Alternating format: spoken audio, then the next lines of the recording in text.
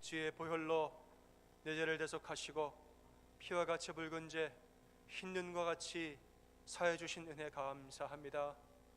하나님 앞에 십자가 앞에 보혈 앞에 나와 예배하며 은혜를 사모하며 왔습니다.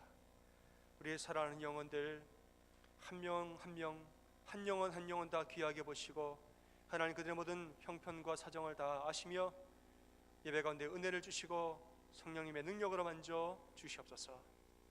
예수님의 이름으로 기도합니다. 아멘. 할렐루야. 아멘. 우리 전우자로 서로 인사하시겠습니다. 참 잘 오셨습니다. 서로 인사하십니다. 참 잘 오셨습니다. 오늘 정말 잘 오셨습니다. 오늘 엘리야가 호렙산 동굴에 도망가서 사는 이야기 우리가 말씀에서 읽었습니다. 왜 그럼 호렙산으로 도망갔느냐? 그 전의 이야기를 보면 450명의 바알 선지자들과 함께 갈멜산에서 불이 누구에게 떨어지나 불을 내리는 대결을 벌였습니다. 사실 바알 선지자들 뒤에는 든든한 뒷배가 있었습니다. 그 나라의 왕비였던 이세벨 왕비가 바알 선지자들을 돕고 있었습니다. 그런데 대결에서 엘리야가 승리하고 엘리야가 바알 선지자들을 다 죽이게 됩니다. 이 소식을 왕비가 듣고 아주 분노해서 저 엘리야를 내가 내일까지 꼭 죽이리라. 내일 이맘때쯤이면 내가 저 엘리야를 반드시 죽였으리라. 이렇게 선포를 해버리니까 엘리야가 무서워서 도망을 갔습니다. 이때부터 엘리야의 기나긴 도피의 여정이 시작됩니다.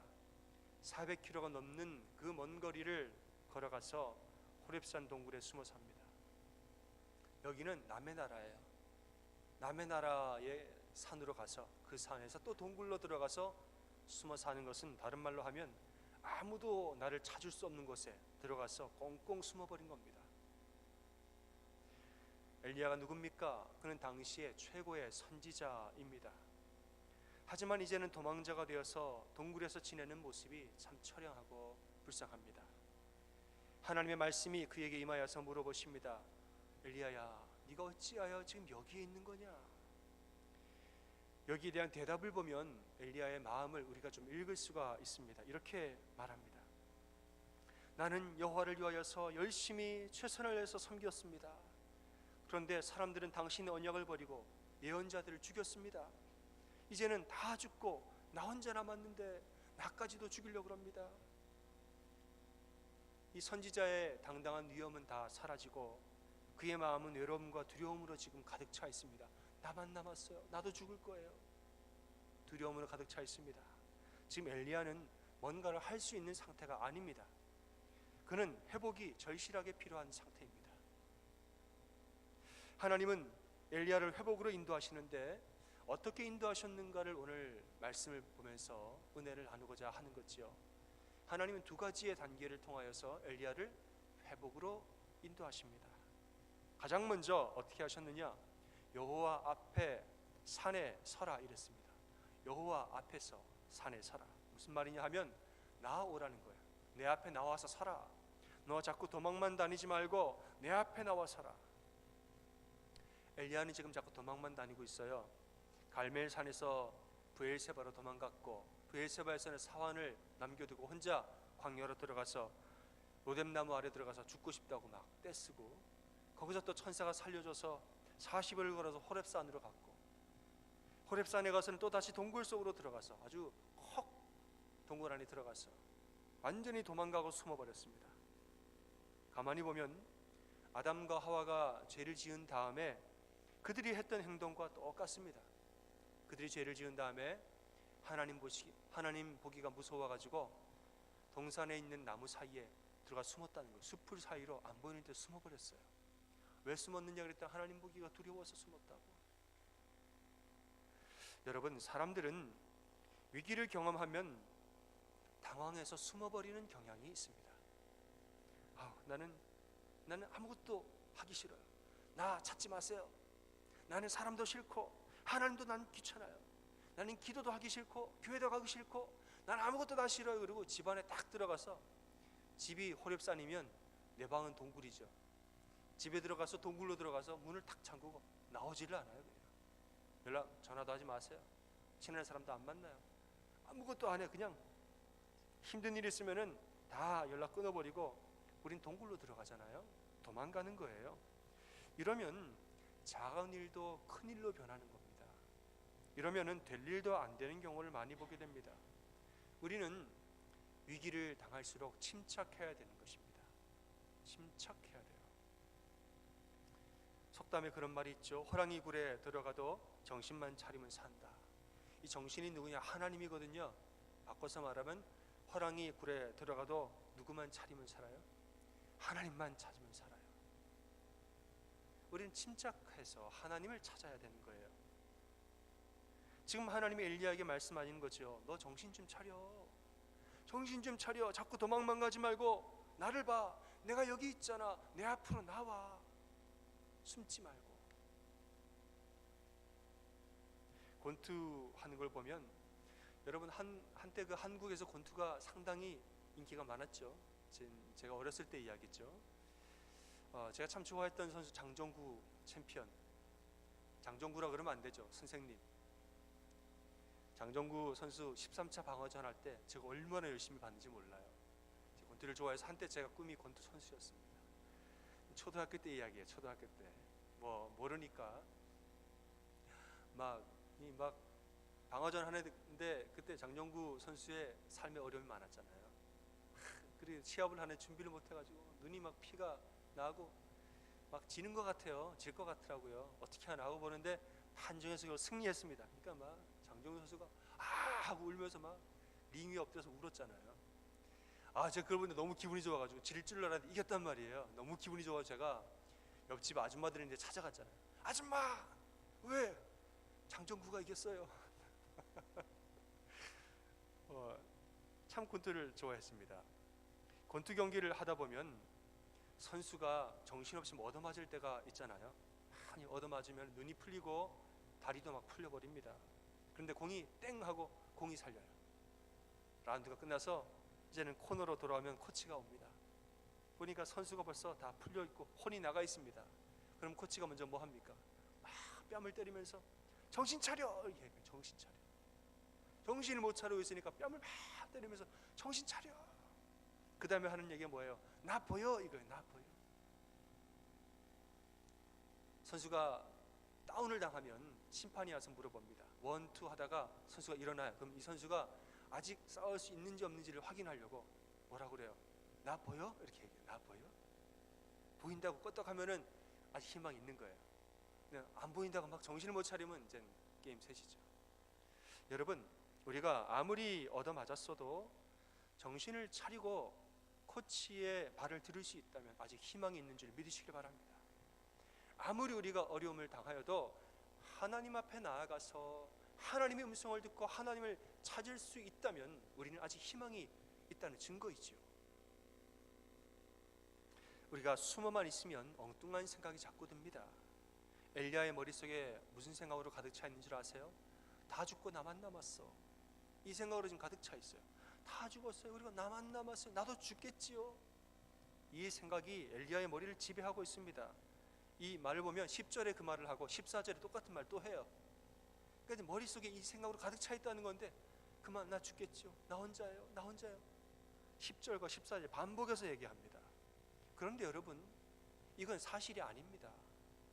엘리야 혼자 남았다는 건 사실이 아니에요. 18절에 하나님 뭐라고 말씀하십니까? 아직 바알에게 무릎 꿇지 아니한 7,000명을 남겨놨다 그랬습니다. 혼자가 아니에요. 근데 동굴 속에 있다 보니까 혼자라는 생각이 그냥 가득 차버린 거예요. 엘리야가 두려워서 숨어 있다 보니 편협한 생각을 마치 진실처럼 착각하게 되는 거지요. 이 모습을 지켜봤던 하나님이 답답해서 그를 그거 잊지 말고 나오라고 끄집어낸 겁니다. 여러분, 우리가 위기를 경험할 때 가장 먼저 해야 할 게 뭡니까?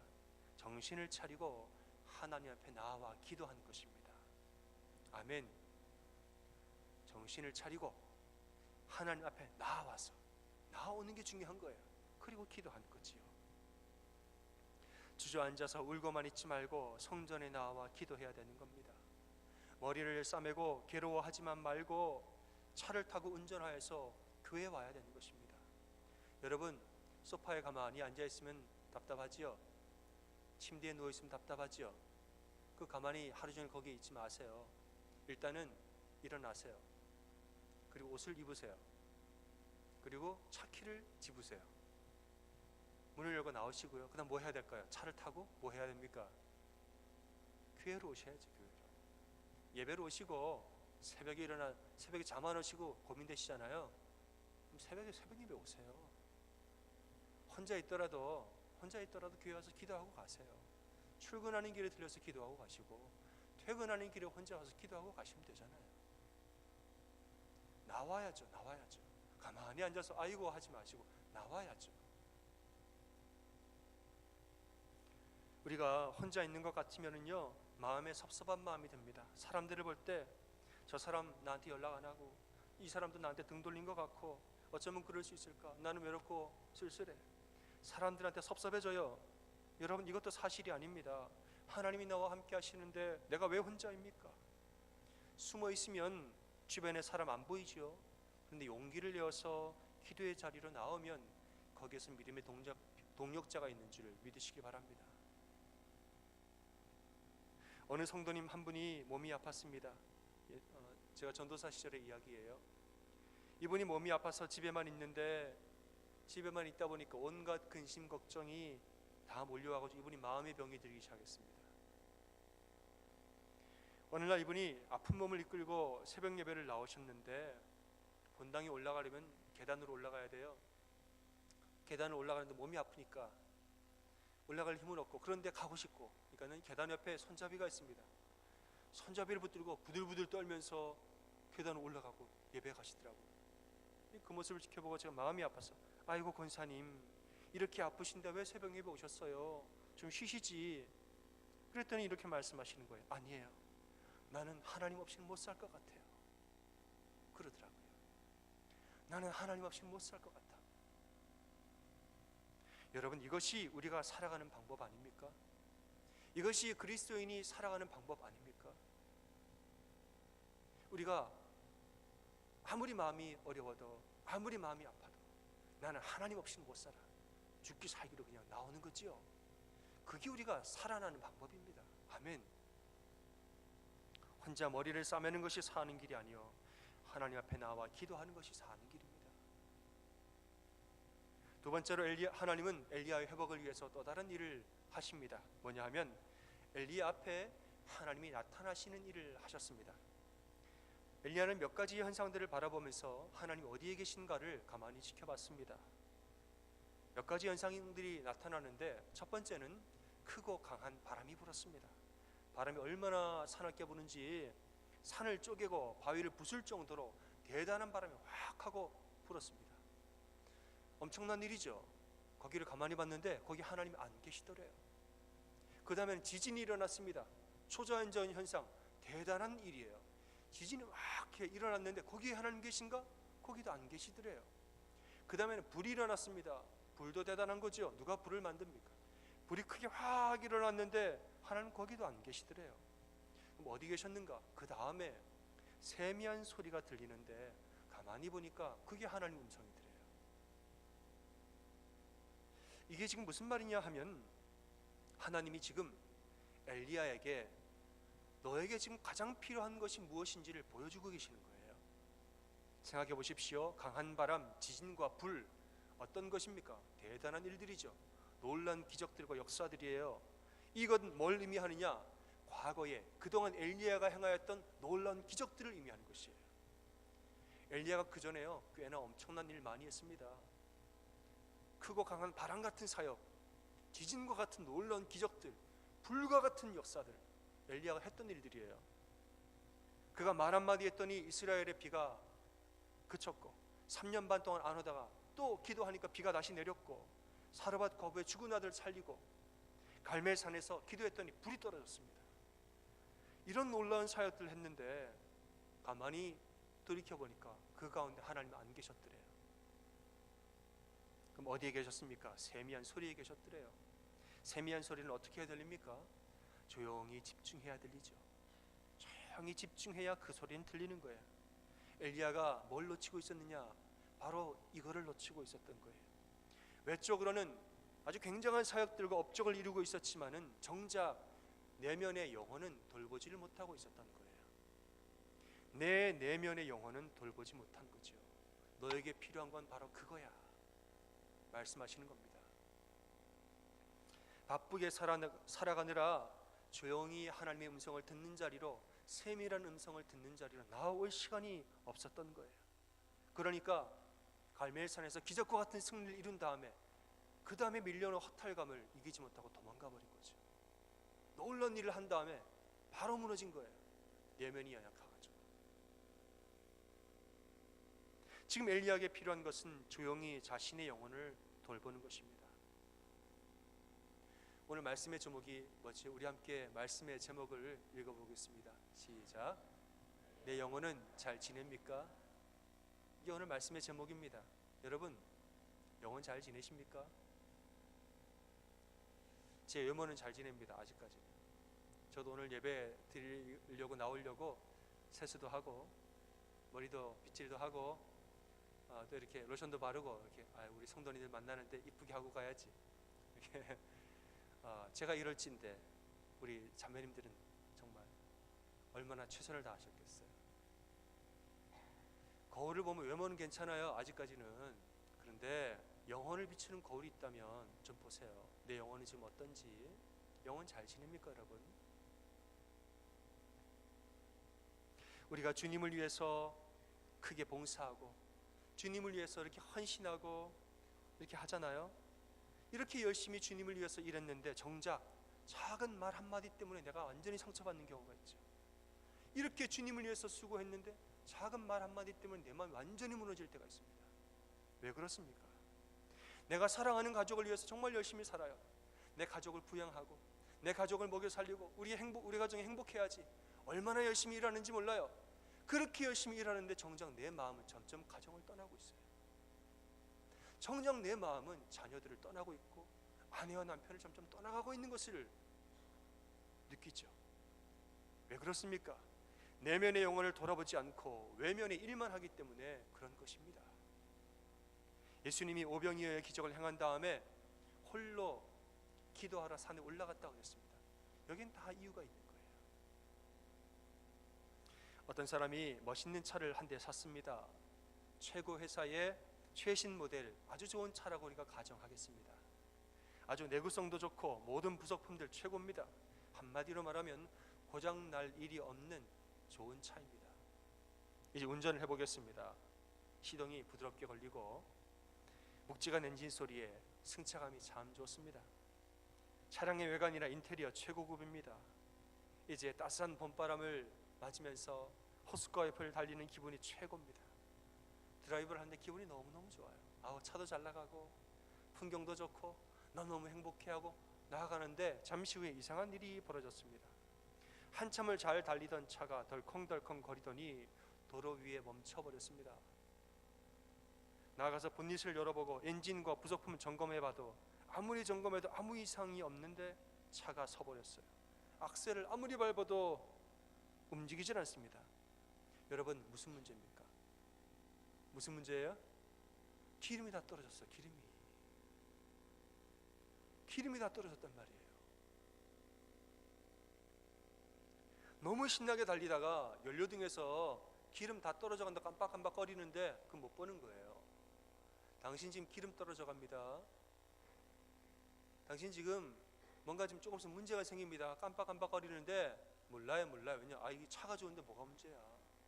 내가 기분이 좋은데 뭐가 문제야? 내가 지금 차가 잘 나간다. 내가 남들보다 빨리 간다. 그냥 이것만 생각해가지고 기분이 좋아서 그 생각만 하다가 기름 떨어지는 거 신호가 아무리 울리는데 못 보는 거예요. 지나가다 주유소가 계속 지나가는데 주유소가 기름 넣고 가세요. 말하는데도 나는 괜찮다는 거예요. 나는 괜찮아. 이 차가 신차고 좋은 차라서 나는 괜찮아요 하고 다 지나가 버린 거죠. 그러다가 기름 떨어져서 멈춰버렸습니다. 여러분, 내 영혼은 잘 지내십니까? 내 영혼 잘 지내세요? 회사 일이 바쁘고 가게 일이 바쁘고 교회에서 맡은 일이 많아서 바쁘고 한창 일할 나이에 의욕적으로 일하면서 나름대로 성과도 우리가 거두고 있을 수 있죠. 하나님이 주신 육신으로 세상에서 일하고 하나님을 섬기는 것 중요한 일이 맞죠. 그러나 그와 더불어 중요한 것이 있는데 바로 우리 내면의 영혼을 돌보는 것입니다. 이것은 하나님과의 개인적인 만남을 통해서 일어나는 것입니다. 우리의 육체가 멋진 자동차라면 우리의 영혼, 우리의 영성이란 것은 그 모든 것을 움직이게 하는 힘의 원천인 것입니다. 아멘. 에너지가 없으면 자동차는 고물이 됩니다. 우리의 영혼은 그 큰 자동차를 움직이는 에너지인 것입니다. 기도하는 시간은 우리의 내면을 채우는 중요한 시간입니다. 우리의 영은 하나님과 하나님의 은혜와 분리될 수가 없습니다. 왜냐하면 모든 인간은 영적인 존재이기 때문입니다. 우리는 육체로만 만들어진 존재가 아닙니다. 육체의 양식이 풍족하다고 해서 행복을 느끼는 그런 존재가 아니라는 거지요. 하나님은 우리를 영적인 존재로 만들어서 영성이 풍부할 때에, 나의 영혼이 행복할 때에 그제서야 우리는 진정한 행복을 누리는 그러한 존재로 우리를 만드셨습니다. 이 영은 하나님 앞에 나아갈 때만 채워지는 줄 믿으시기 바랍니다. 엘리야가 결국 하나님 앞에 나와서 세밀한 음성을 들으면서 기도하지요. 기도라는 것은 하나님과 자신 사이에 진실한 대화를 나눴다는 거예요. 속 이야기를 그렇게 했습니다. 하나님, 내가 당신 위해서 얼마나 특심 있게 유별나게 살겠는지 아시잖아요. 근데 결과가 뭡니까? 자기 속 얘기를 하는 거예요. 지금 이스라엘은 여전히 달라진 거 없이 죄를 짓고 있고, 더 나아가서 예언자들 죽이고, 다 죽은데 나만 남고, 나도 얼마 안 있어 죽을 것 같아요. 이렇게 고백하고 기도했더니 하나님이 그의 두려움과 오해들 다 벗겨주시고 용기를 주시고 사명을 새롭게 주셨습니다. 너 돌이켜 가서 사역해라. 내가 아직까지도 바알에게 무릎 꿇지 아니한 7,000명 여전히 남겨놨으니까 용기 내라. 두려워하지도 말고 오해하지도 말고 일어나서 걸어가라. 이 시간을 통하여서 엘리야가 회복되어서 다시 사명의 자리로 돌아갔다 그랬습니다. 그리고 뭐 했느냐 보면 아람의 왕을 세우고 이스라엘의 왕을 세우고 엘리사 자신의 후계자를 세웠습니다. 가만히 보세요, 여러분. 그 전과 후의 사역의 차이가 있습니다. 그 전에는요 기적을 행한 거예요. 믿을지어다, 엄청난 일을 행한 거예요. 그러나 영혼을 돌아본 다음에 뭐 했느냐? 사람 세우는 일을 했습니다. 2명의 왕을 세웠고 자신의 후계자를 세웠습니다. 다음 세대를 준비하는 일을 한 거예요. 이건 보이지 않는 일이죠. 보이지 않지만 중요한 일이죠. 엘리야가 이 일 후에 영혼이 회복된 다음에 신앙에 대해서 눈이 한 번 더 열린 것입니다. 아, 사람이 중요하구나. 보이지 않아도 중요한 일이 따로 있는 거구나. 그리고 사람 세우는 일을 했다는 것이에요. 여러분 직장에서 열심히 가정을 위해서 일하고 계신데 가정에 있는 사람들은, 여러분의 다음 세대들은 어떻습니까? 그들을 위해서 정말 기도하며 그들을 길러내는 일에 최선을 다하고 있습니까? 여러분 아내와 남편을 돌보는 일은 어떻습니까? 여러분 교회에서 이렇게 우리가 열심히 봉사하고 섬기는데 사람을 돌보는 일은 어떻습니까? 너 왜 그 쓰레기 안 주웠습니까? 당신은 거기 뭐 안 했습니까? 여러분 그 일 전에 그 사람은 어떻습니까? 이 사람은 지금 어떠한 상황입니까? 사람을 돌보는 일은 어떤가요, 여러분? 사랑하는 여러분, 이제 하나님의 세밀한 음성을 들으시길 바랍니다. 내 영혼이 회복돼야 사람을 돌보는 거예요. 내 영혼이 회복돼야 사람 귀한 줄 알고, 내 영혼이 하나님 앞에 기도로 회복되고 채워져야 내 아들, 내 딸 그들을 위해서 기도하고 신앙으로 기르는 것이지요. 내 영혼이 은혜를 사모함으로 하나님 앞에 나아와야 내 사랑하는 남편과 아내를 위해서 기도할 때 눈물이 나는 것입니다. 여러분 이제 하나님 앞에 나와 음성을 들으시고 기도하면서 하나님의 뜻을 구하시기를 바랍니다. 하나님과의 개인적인 만남을 통하여서 여러분의 영혼을 살찌우시기를 바랍니다. 그냥 빨리 가는 것만 생각하지 마세요. 그냥 내달릴 생각만 하지 마세요. 멈춰서서 영혼을 돌아보셔야죠. 제가 막간을 이용해서 막간은 아니지만 광고를 합니다. 여러분 예배 오세요. 아멘. 수요 예배 오시고 금 예배 오세요. 물론 그거 얘기하려고 한 건 아니지만 다 연결이 되어 있기 때문에 사모하는 마음으로 와서 기도하시고 은혜 받아가세요.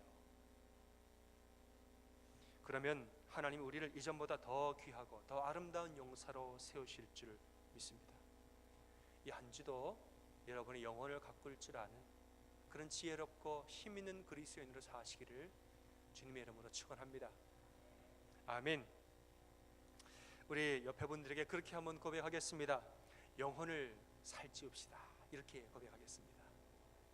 영혼을 살찌웁시다.